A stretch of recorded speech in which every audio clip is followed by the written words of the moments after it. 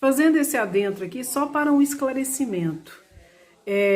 Não existe exigência de que uma medida provisória pautada tenha que ter 24 horas para ela ser votada. O que aconteceu com a medida provisória é porque o relator não publicou o relatório. Isso.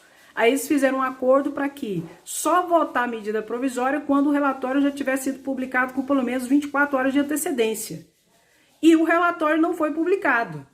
Essa é a situação, tá? Mas se quisessem ter publicado, teriam feito, porque é um acordo. Não existe nada em lei exigindo essa situação. Então é essa situação. Inclusive o líder do governo disse que segunda-feira já passou essas 24 horas, só que não vai dar quórum. Eles estão articulando para não dar quórum e não ter votação, tá bom? Não estou aqui para enganar ninguém, não. Um grande abraço.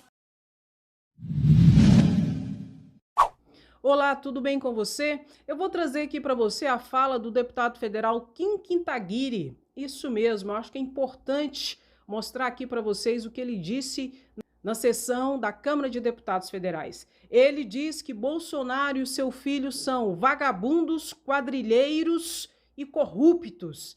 E ele fala que a prisão em segunda instância só não foi aprovada até hoje por causa da base do governo. Bolsonaro não quer a aprovação da prisão de segunda instância.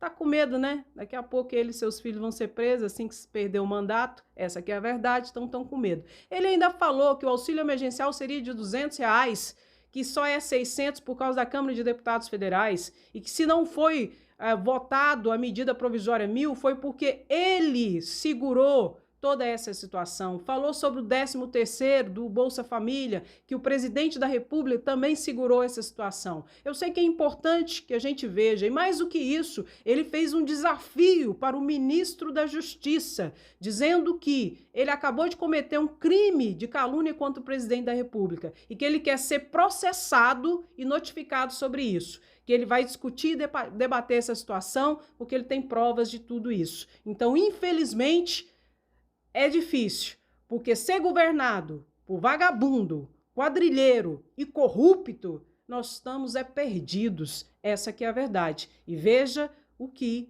o deputado disse. Dá uma olhadinha. Senhor presidente, eu subo essa tribuna hoje para falar sobre a mentira e a canalice de Jair Bolsonaro ao dizer que pelo Congresso Nacional, pela inércia do Congresso Nacional, da Câmara dos Deputados, não se aprova a medida provisória, que as medidas provisórias caducam. A medida provisória número 1000 hoje é só um exemplo, presidente, de como o governo tem maioria na Câmara para aprovar suas medidas provisórias e para retirar de pauta, como retirou a medida provisória número 1000. E não é a primeira vez. Eu trabalhei durante meses, junto com o governo, na medida provisória 905 da carteira verde e amarela, pela sua aprovação. Aprovamos no plenário da Câmara dos Deputados e o governo escolheu retirar e fazer a medida provisória caducar. Várias outras medidas provisórias também. O governo diz que não tem fonte de financiamento para o 13º do Bolsa Família, que é tão propagandeado pela militância bolsonarista, que mente dizendo que é pelo Congresso Nacional que ele não é aprovado, mas o presidente da República, Jair Bolsonaro, é o que mais gasta com cartão corporativo da história da nova República, passando o recorde de Dilma e passando o recorde de Michel Temer. São R$700 mil por mês de gasto com cartão corporativo, mais do que qualquer outro presidente da República, e este se nega a tratar de um 13º de Bolsa Família. Mais do que isso, não existe a desculpa também de que a oposição estaria obstruindo e atrapalhando os trabalhos. Já vencemos várias vezes a obstrução da oposição neste plenário, senhor presidente, mas neste exato momento a gente está tendo um exemplo da própria oposição votando um projeto que é bom para o governo. É a desvinculação de fundos, é a liberação de mais de R$100 bilhões para o governo gastar, como bem entender, dentro do âmbito da pandemia, na saúde e na educação. O governo não tem a desculpa de que não tem maioria no Congresso Nacional, não tem a desculpa de que é o Congresso Nacional que está barrando as suas pautas, porque é o próprio governo que barra suas pautas e que faz as suas medidas provisórias caducarem. Muitas vezes, quando eu critico o ministro Paulo Guedes, presidente, militância bolsonarista vem dizer que é porque é fácil eu reclamar, porque o Congresso Nacional que barra as privatizações. A privatização da EBC, que o Bolsonaro prometeu, não necessita de aprovação do Congresso Nacional. Da Valec não necessita de aprovação do Congresso Nacional. Basta um decreto para incluir no Plano Nacional de Desestatizações aprovado no governo Fernando Henrique. Várias, dezenas e dezenas de empresas estatais não precisam da aprovação do Congresso Nacional. E mais, privatização dos Correios, Petrobras, Banco do Brasil, Caixa. Bolsonaro já falou contra todas elas e não enviou para o Congresso Nacional. O Congresso Nacional não poderia, favorável à privatização desses bancos públicos, não poderia propor um projeto para a privatização desses bancos.